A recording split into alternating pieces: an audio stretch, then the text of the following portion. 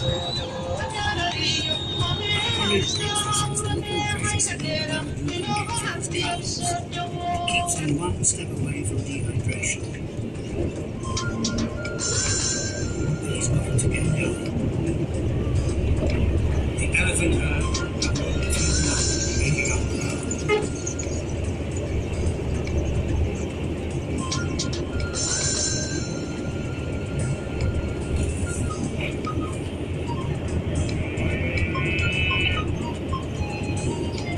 Finally, the end is in sight for Mamadou. But he walks straight into trouble. Not only have the massive elephant herd beaten into the lake, they're also blocking his access to the water.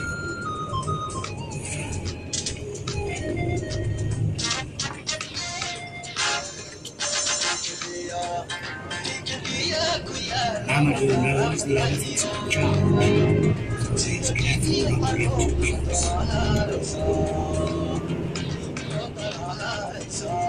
It's an uneasy truce while he works out how to break through.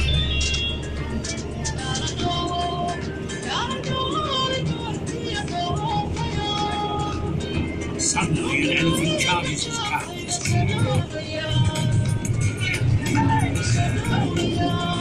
Mamadou fights back. There aren't only the sticks, it's a battle of David and Goliath.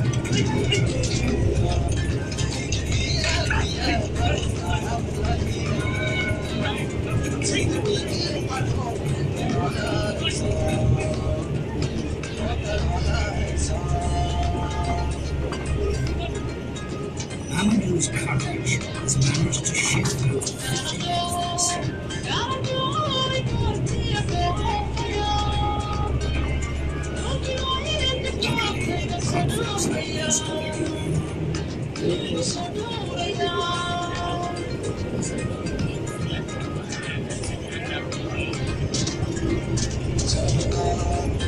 Finally, Mamadou drives his cattle to the life-giving water.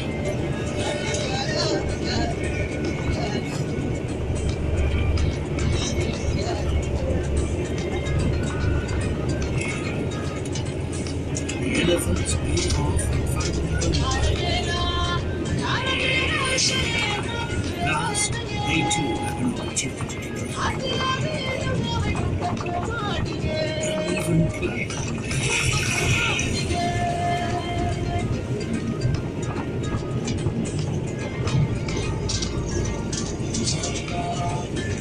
It will be 2 months before there's any chance of rain replenishing the water, so Mamadou struggles. Only one after the other, his shrinking water supply leads to a surprising opportunity.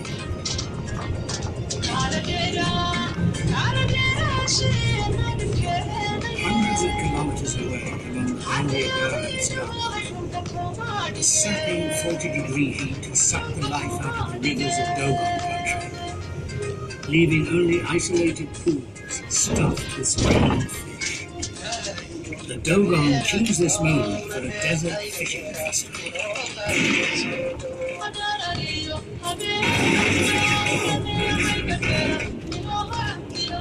Thousands of competitors are drawn to Lake Antonio, including Diallo, who's been coming here for 30 years. It's a matter of pride for him to catch a fish.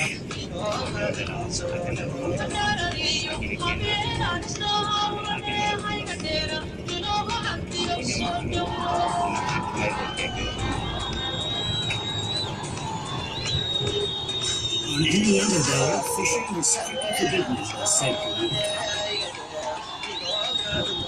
In this way, the elders protect an important food reserve well into the dry season. Today, the community have a chance to catch a symbolic bass.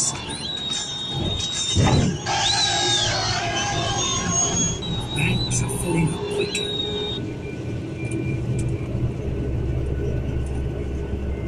The atmosphere is tense. Diallo has found a good spot, but now he must wait, since Antonio hasn't told him what he wants.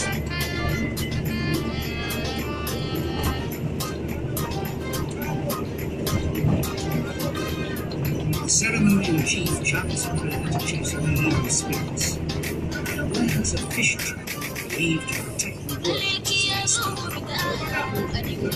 This is Diana's once a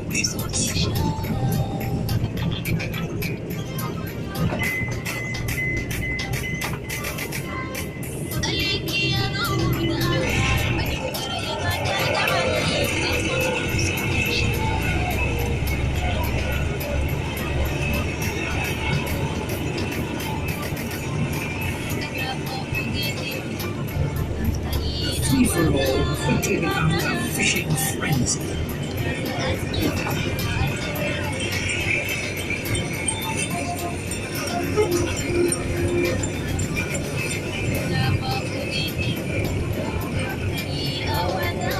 They thrust their baskets down to throw the fish.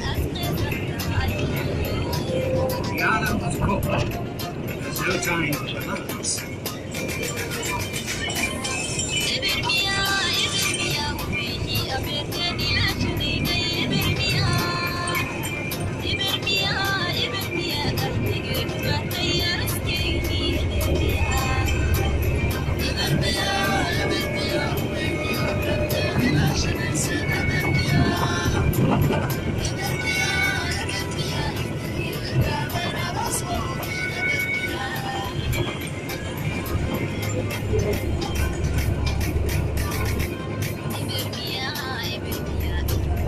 After just 15 minutes of nothing left, the subsides.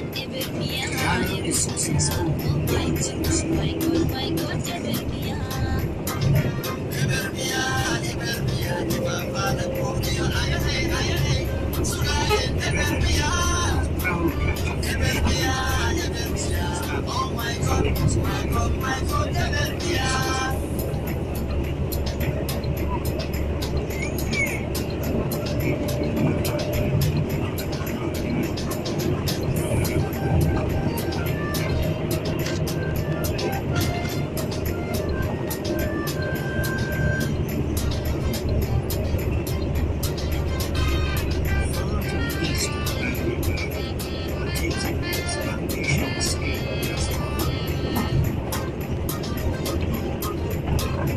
These two widows venture across the vast sand seas of Sahara in search of a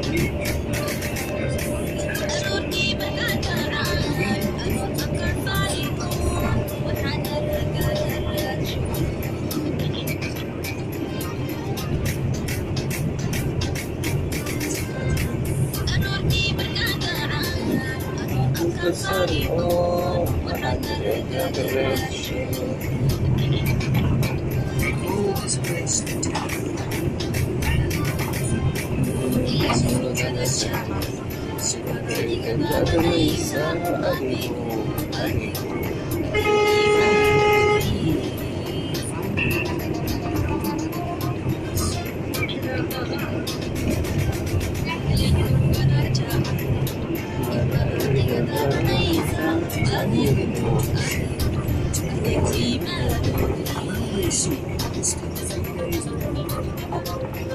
This is the toughest journey I've ever faced.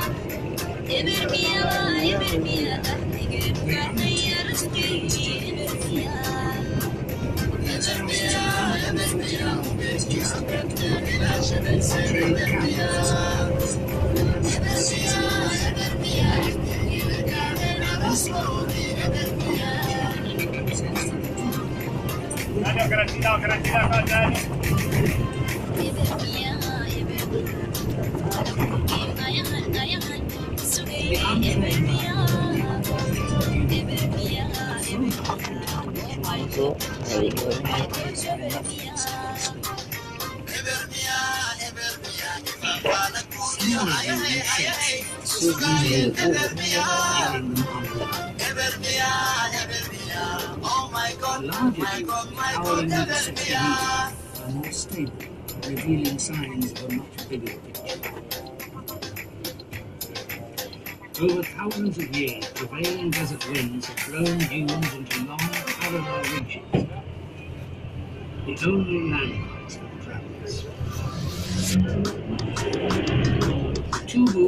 sun and the ridgeline to work out which direction to go. Then they can all emerge about the path.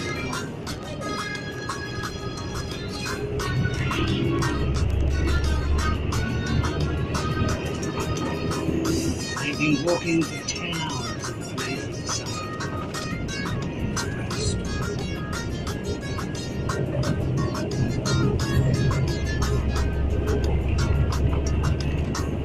They make their camp at the sun shimmer crashing The camel sugar is mixed with oats, while the women eat sweet.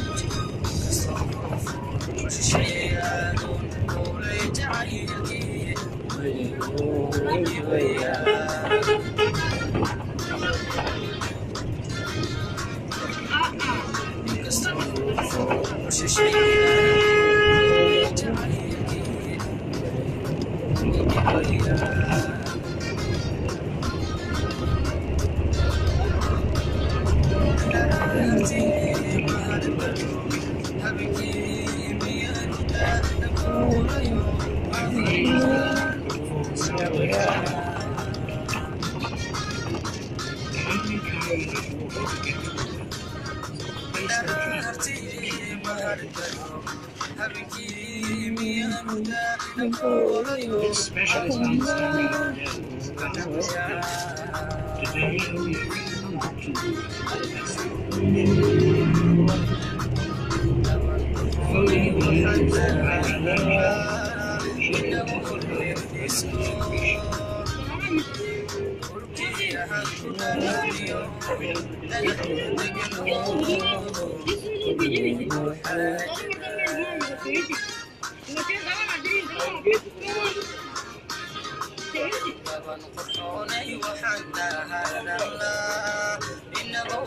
When darkness falls, Tony also teaches Shelley how to be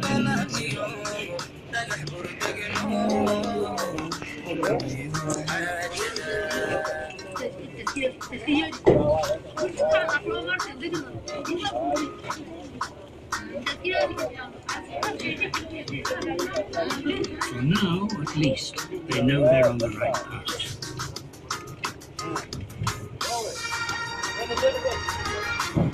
It's day 3. Today they must find him. While packing up, Tony decides Shelley is ready to take charge.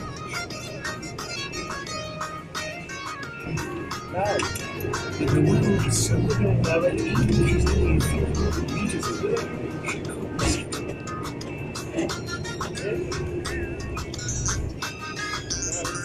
She sets them off in the right direction, aligning herself between the ridges ahead and sunrise to the west. For some children, Shelley says, finding the way is challenging. Shelley has to find her way 20 miles across the rootless landscape.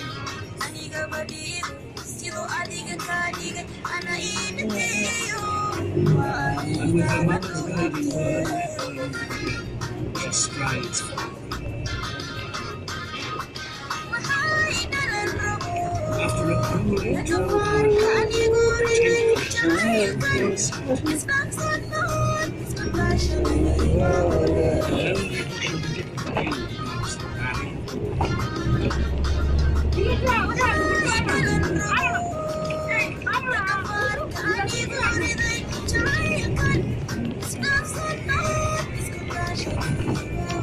Shelley has found the only way to enter the ground.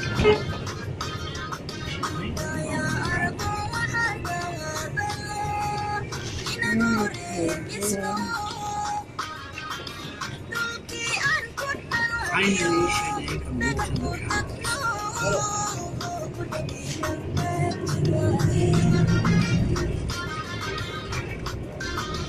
With their first quench, these washes off any eddies of the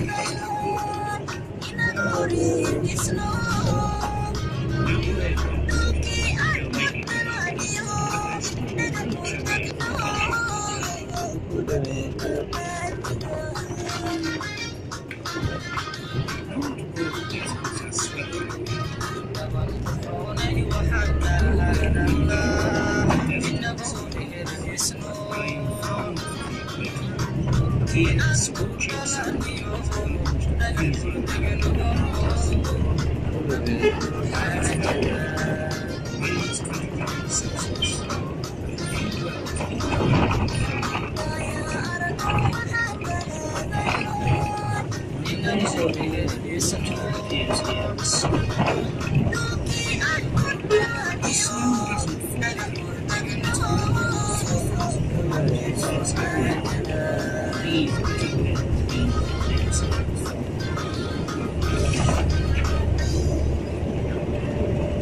so Gandalf is trying to help the recreation families to chase the snow towards the mountains. It's really slow.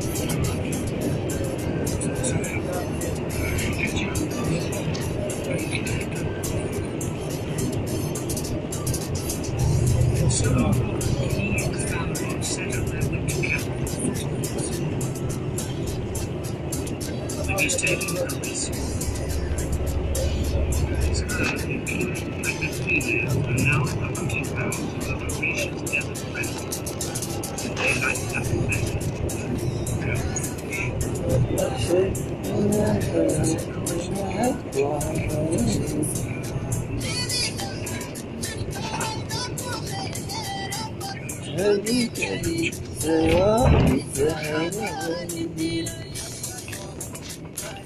Gobi Desert Wolves roam over thousands of kilometers.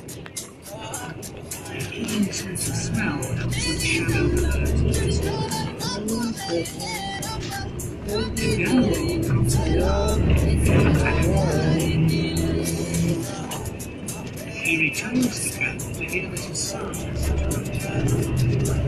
Lunch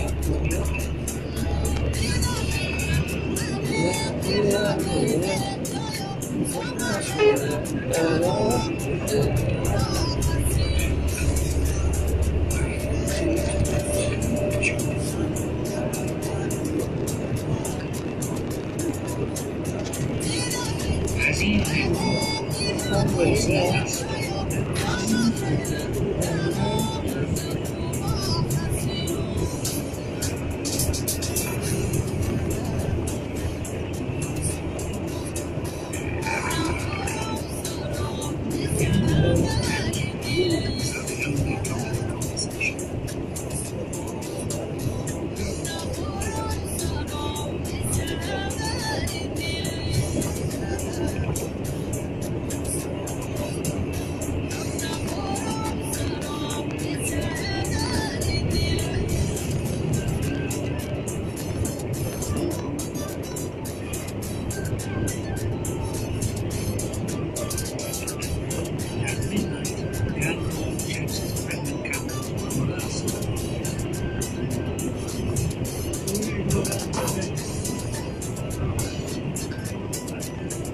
suddenly realizes his prized female is a good storm. They can't to the table.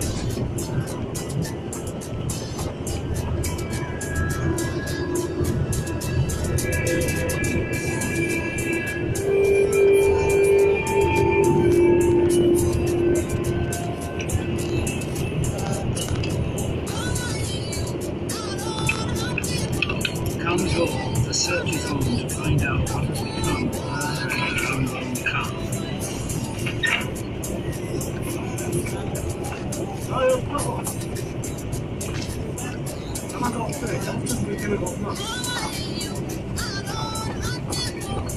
Gambo musters his friends. A race between them and the wolves.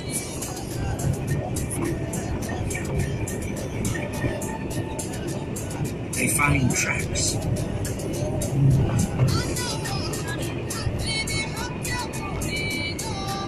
Gandalf heads to the highest ridge, and the scale of his task becomes clear.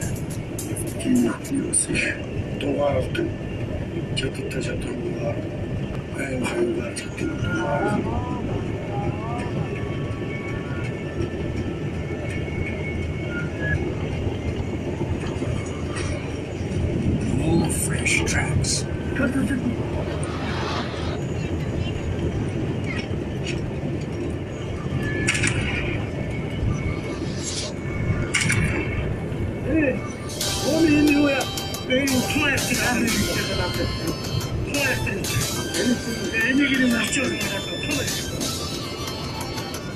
They've seen off the enemy, but is the camel nearby?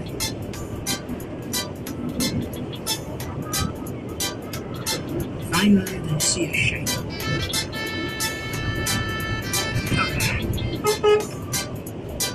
Campbell's beloved camel is alive, and she's given birth.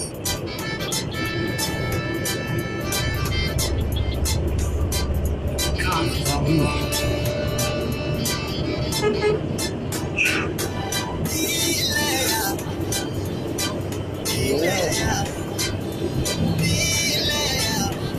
He's ready.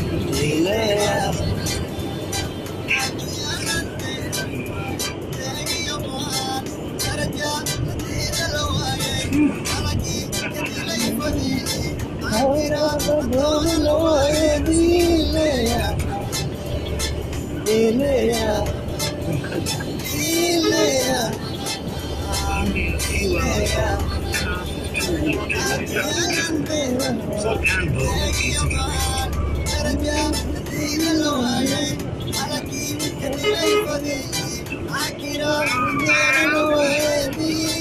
His son rushes out to help, and his other boys meet the latest addition to the herd. Campbell gives thanks for the fortune.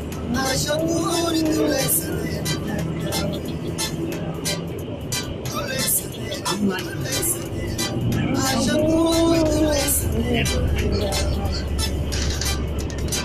in the Chilean Atacama Desert, some areas are as desolate as the surface of Mars. This is the driest place on Earth. Here, people have been inspired by nature to conjure water from thin air. Cactus flowers are a source of food for the locals, the wild camels of South America. But these cacti are also the key to their water supply, covered in furry algae, which traps any moisture in the air. Orlando has taken inspiration from the cacti's natural solution. With his friends, he erects a massive net 6 meters high. Ahora que está bien, con más fuerza, Charlie, con más fuerza.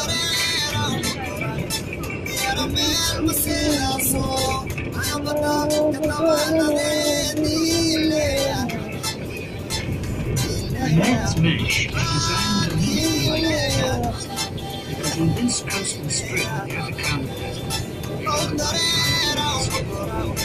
the Pacific Ocean.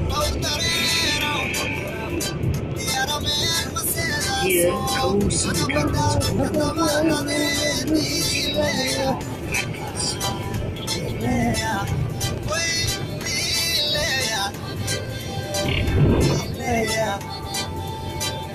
The fog is sucked ashore and sweeps over the cacti, and also Orlando's nets. When the fog hits the cacti, it condenses onto the lichen hairs, which capture the precious water. In no time, the cacti are dripping with dew.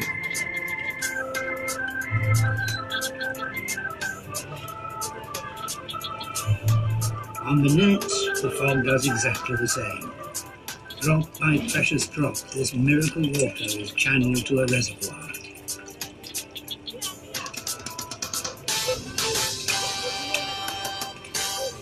Pensando en que muchas veces subiendo a la cima una y otra vez, la gente piensa que somos locos o que vamos a cazar las nubes.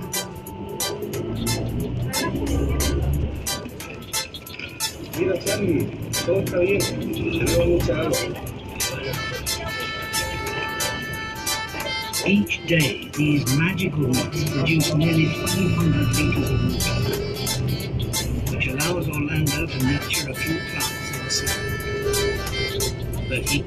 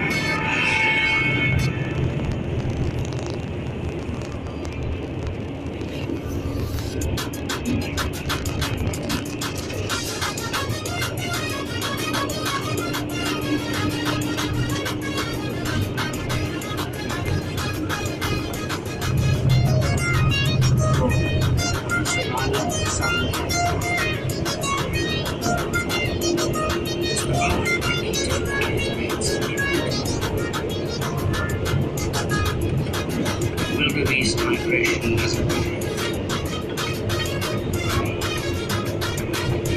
here, lush grasses are the largest herds of animals in the world. A bounty of opportunity for these robot hunters. But there's fierce competition for all this meat on the move from some of the world's most efficient killers.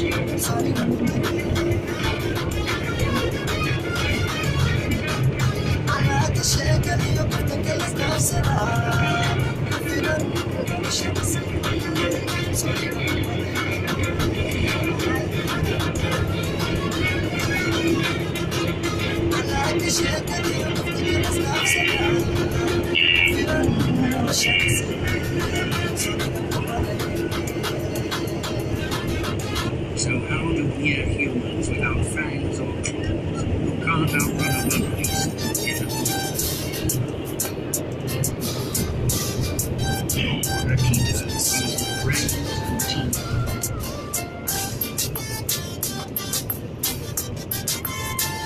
His plan is to let the lions kill the wildebeest, then he'll steal the filler from right under their noses. His two friends are essential. Lion and hound.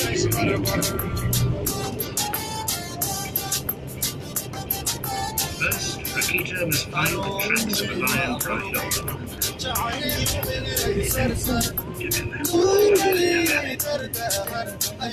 At 65, his veteran hunter takes the lead. He's on his way back. 10 man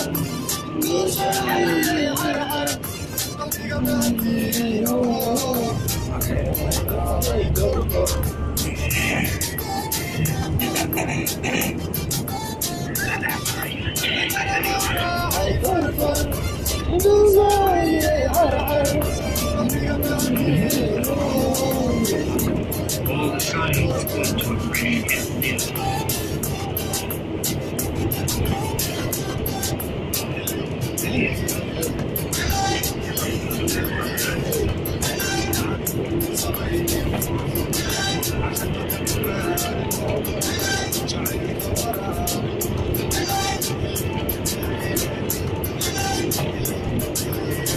Rakita's been attacked by lions.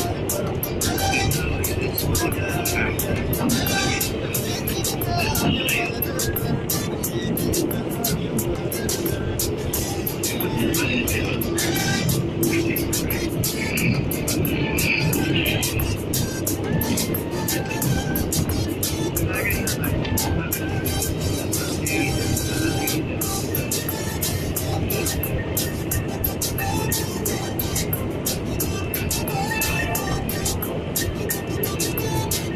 They're up against 50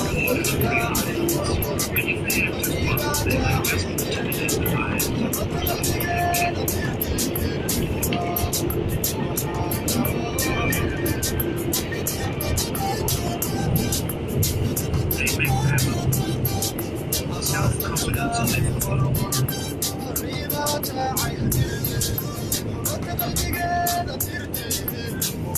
This is the ultimate face-off.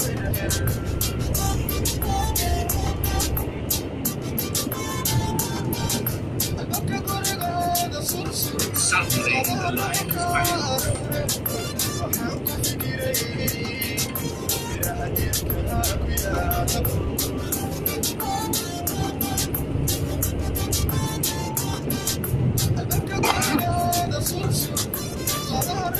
Rakita has just minutes before the lion realizes.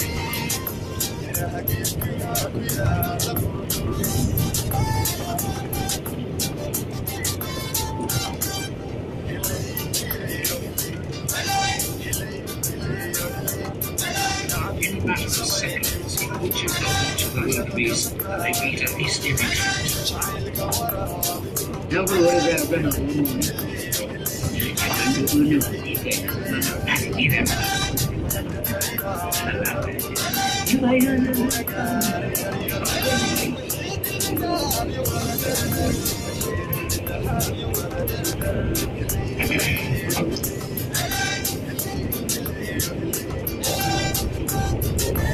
It is a scene which is played out throughout human existence, hunters using brains and claws to outwit their mighty competitors.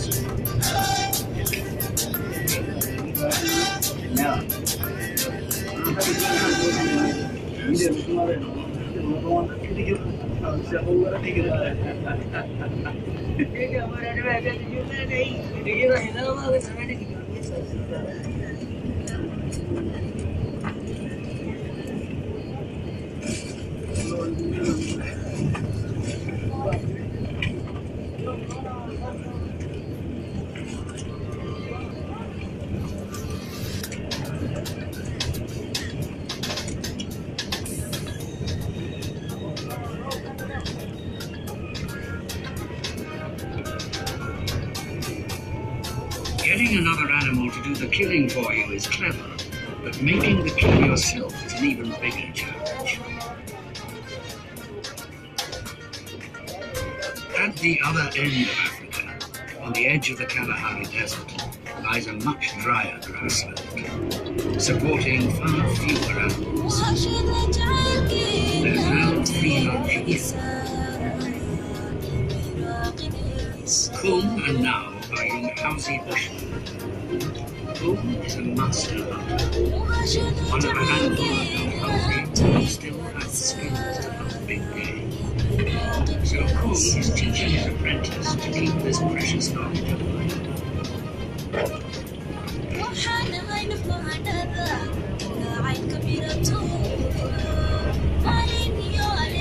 Hunt begins by kindling fire.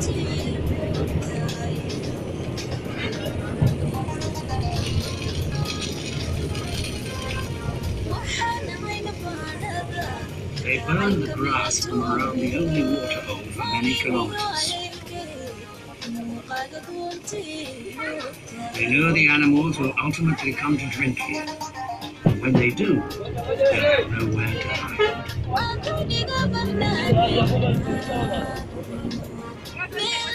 Their bows and dart arrows are too small to kill outright, so they refine their arrows.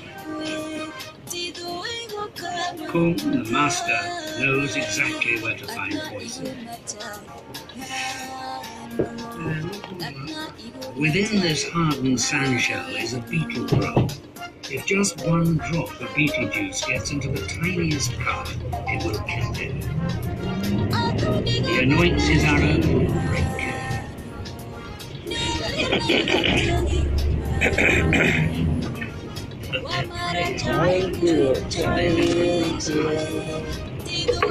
This is an ambush. Kum wants his apprentice to get his first coup.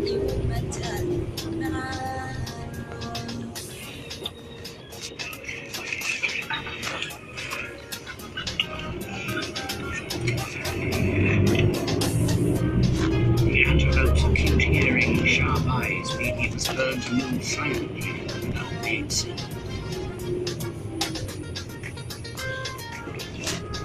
But now has been something. The moment is lost.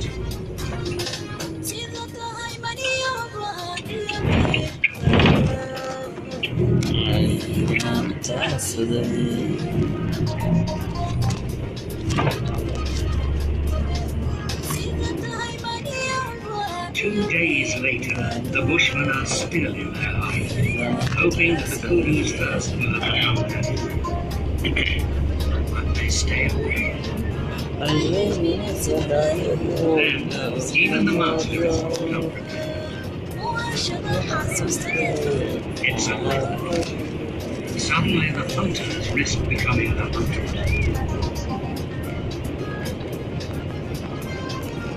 Nevert's jaws have the power to crush a human skull.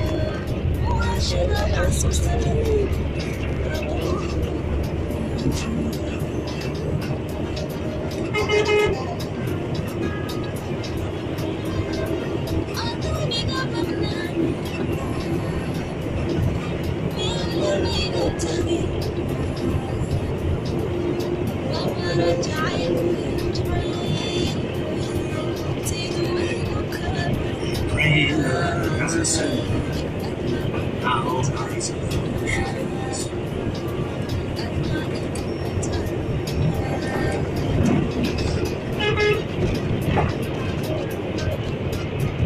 This time, they managed to remain unnoticed.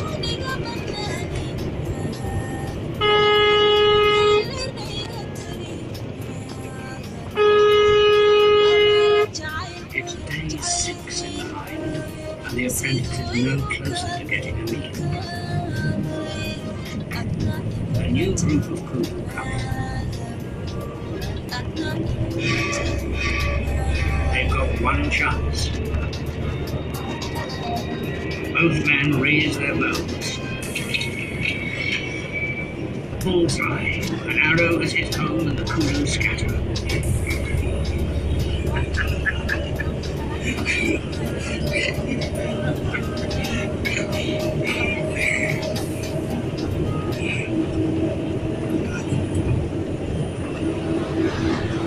The injured Kudu will run for many kilometers with the poison arrow in its foot as the toxins slowly take effect. The pursuit begins. First, they must find the direction. It will show them which tracks to follow. Also, who made them.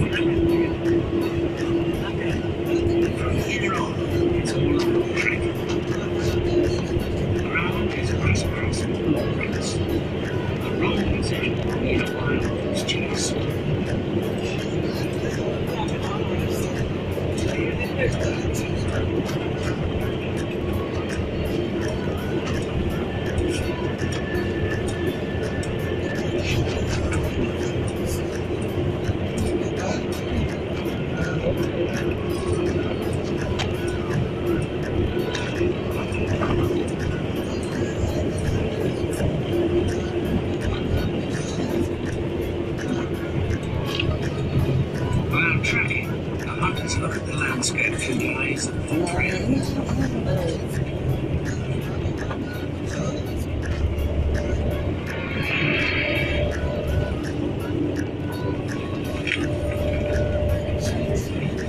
After 10 hours, they finally catch up.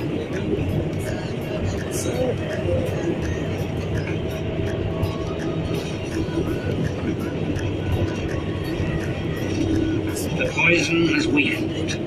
She's exhausted, near death.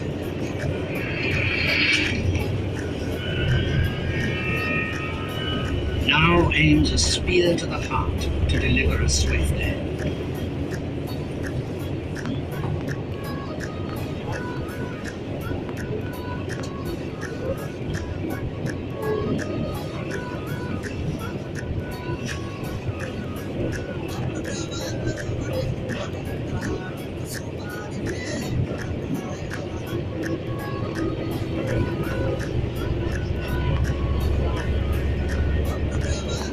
for 7 days, now has finally killed his first man.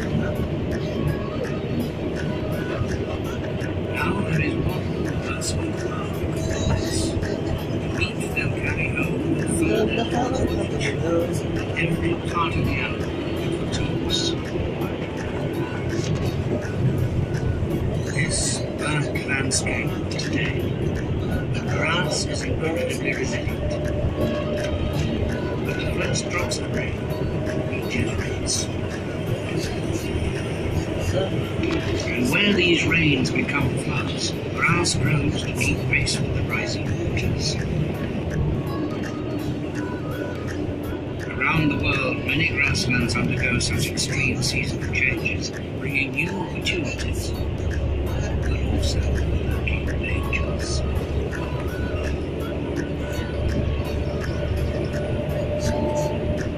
In Cambodia, the grasslands around Tonle Sap Lake are flooded. And for a few short weeks, there are rich pickings to be had. It's Varna's big chance to make a killing. He's here to hunt an unexpected, hidden and potentially fatal wild prey.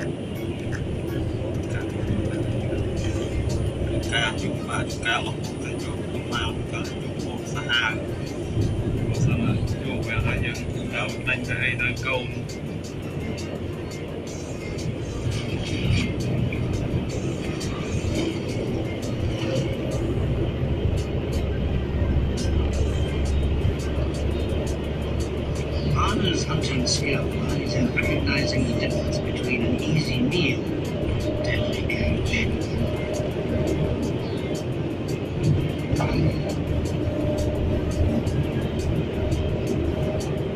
But it's not fish he's after, it's snakes.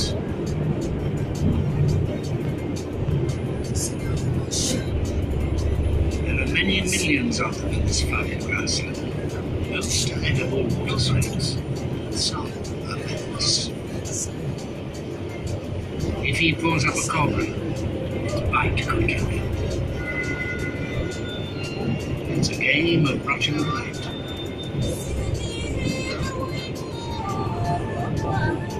Even his 5-year-old son has to be a snake expert.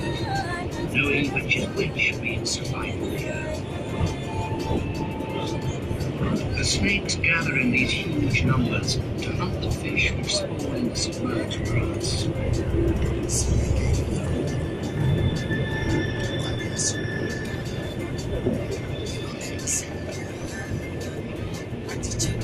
It's no time to be squeamish. Every escapee sees Varna's profits slither away.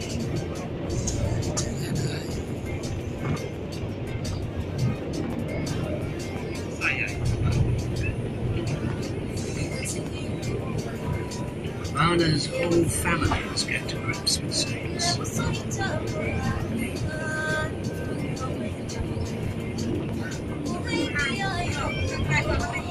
the kids, they are welcome new toys.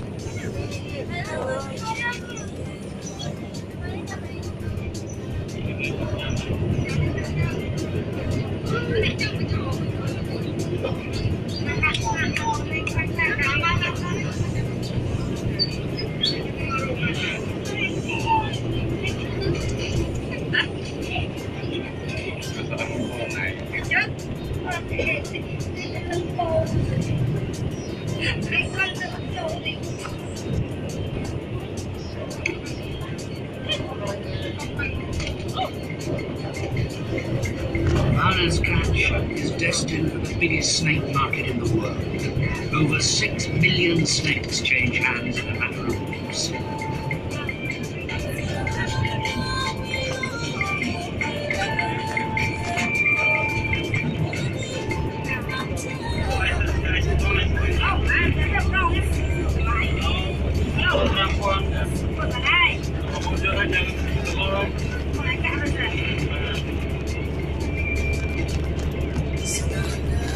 His payment for a week's snake wrangling?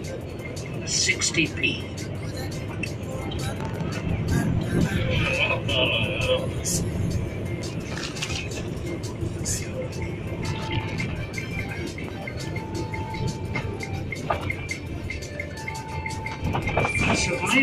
grasslands isn't all about hunting. In East Africa, the Maasai learned how to collaborate with the wild bird to get a sweet treat they can only get if they work together.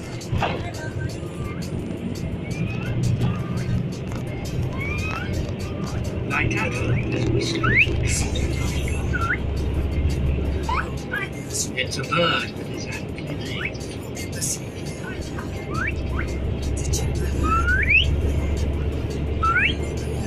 The honey guide answers their whistles with a call it only uses to talk to humans.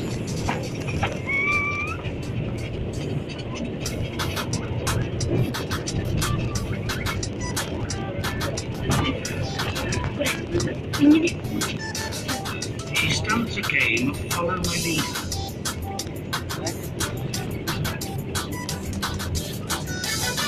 Since only she can smell the food they're after.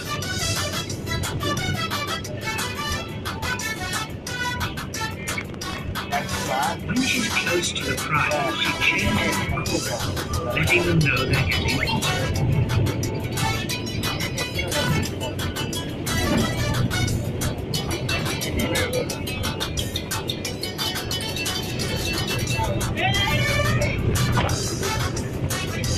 The boys have hit the jackpot, the beehive, the bird's job is done.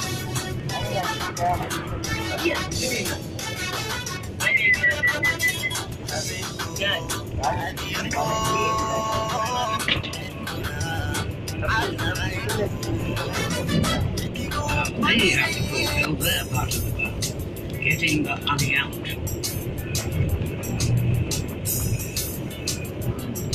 It's hidden deep in the tree, protected by hundreds of angry African bees.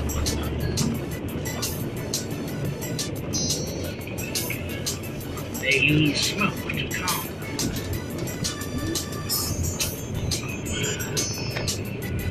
But it doesn't make the stings any less painful.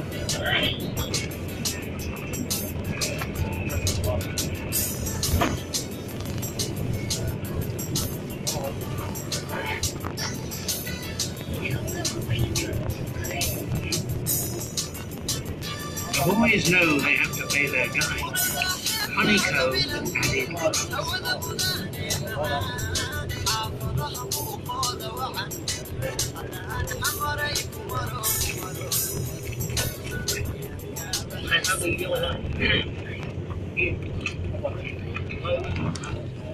It's the perfect partnership, but as every Maasai boy knows, if you don't give the honey guide its reward, next time it will lead you to a lion's den.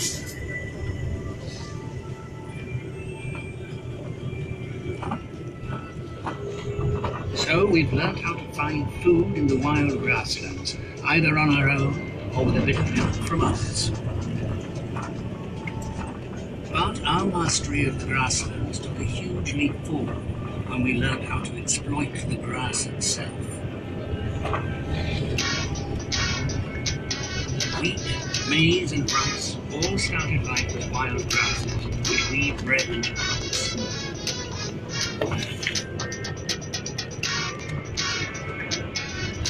This has enabled us to feed millions of people every year. And so we've settled down and built homes beside our fields. But this man-made abundance is irresistible to many animals we now call pests.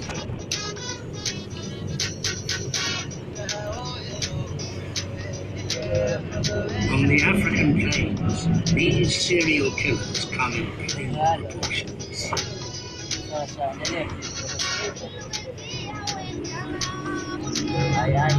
Isaiah lives in Tanzania.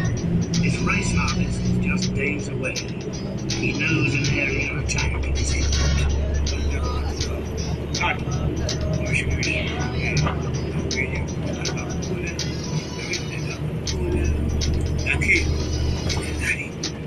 He must be vigilant, ever alert to the sound of threats. The noise comes first.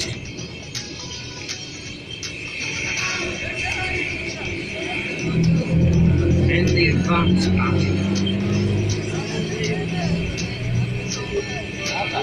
followed by the swarm. They are quail. They come in their millions. People call them locust birds.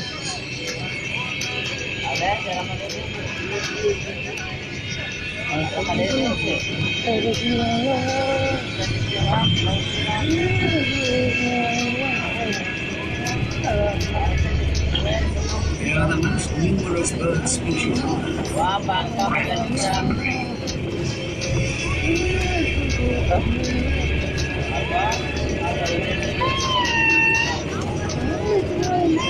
Isaiah and his neighbors was trying to prevent the Qualia from sinking.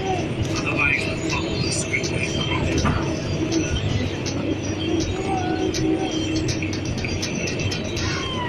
It's not about equilibrium. It's about limiting the losses.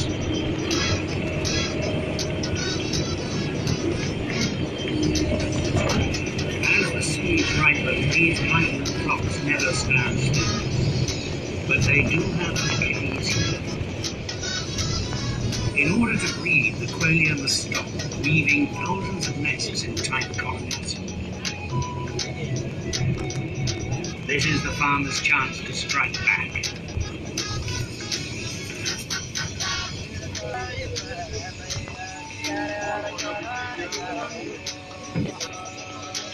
While most of the flock is away feeding, a deadly trap is laid.